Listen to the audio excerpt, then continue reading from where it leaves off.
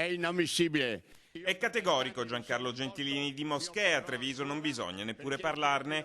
Parole perentorie quelle del leader dell'opposizione ai 300 che non lasciano spazio alle interpretazioni.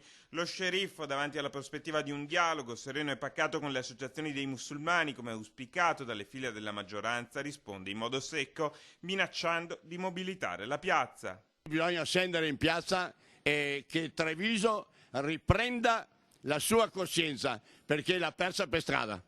Ma non basta, perché Gentilini ne ha per tutti, anche per la Costituzione quando tratta la libertà di fede. La Costituzione alle volte sono parole vuote.